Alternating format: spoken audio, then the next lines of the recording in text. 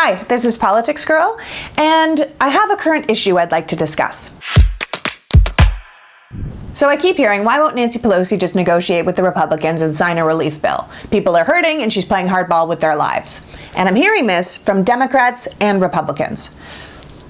First of all, let me just say, the Democrats, knowing that the American people would need more help than the original CARES Act, passed a $3.4 trillion relief bill back in May and sent it to the Senate for a vote.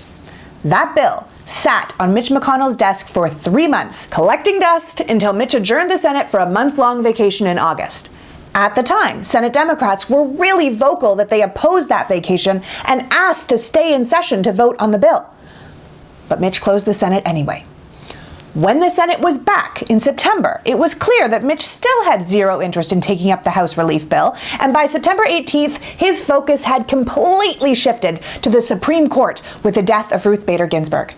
Now all he cared about was pushing through another far-right judge to solidify a far-right court. It was around this time that Donald Trump got involved.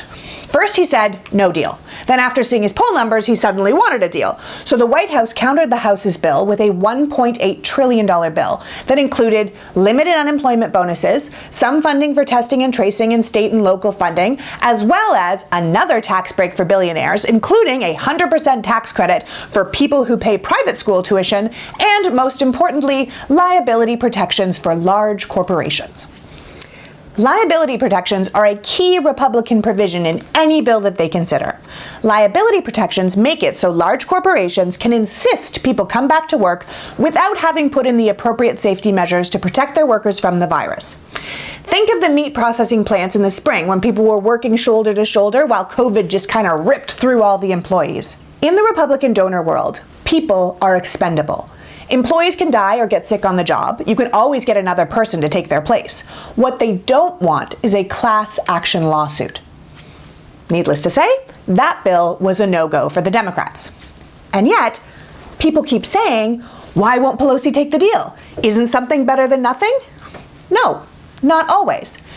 Taking a deal with no discernible long-term benefits to Americans or the economy that protects the richest and the most influential from liability is a loser's bargain.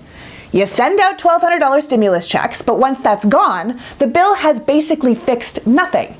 That's broken, and on top of that, it's given perks to the wrong people. It would be a win for the Republicans, but a loss for the country. So, with the Senate refusing to take a vote, the Democrats went back to the drawing board at the beginning of October and passed another, far narrower corona relief bill at a total cost of $2.2 trillion, which included another round of $1,200 stimulus checks for individual Americans, money for food stamps and housing relief, money to fund cities and state governments who have borne the brunt of dealing with the virus after the federal government abdicated its responsibility, expanded unemployment, that's the extra $600 to cover the amount of people who have been laid off during the pandemic, and money for first responders and small businesses who are floundering without a customer base.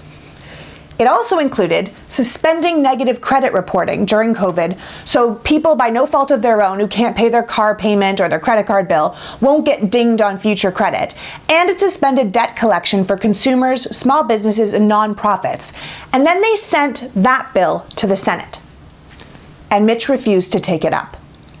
He said any bill that didn't have liability protections for his friends wasn't worth opening.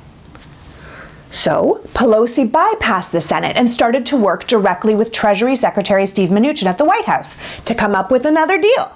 In fact, those two people have met every single day to try and find an agreement that will satisfy them both. The Democrats want a deal to help Americans. Trump wants a deal to help his poll numbers. The problem is Mitch. When asked about the Mnuchin-Pelosi negotiations, McConnell has said he's not even sure if they come up with a deal if he'll have time to look at it. Here's the thing. Mitch doesn't care.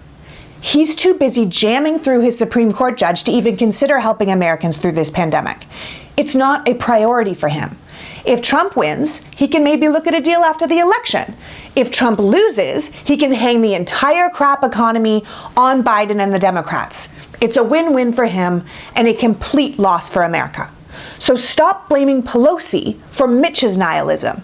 No man should have that much power.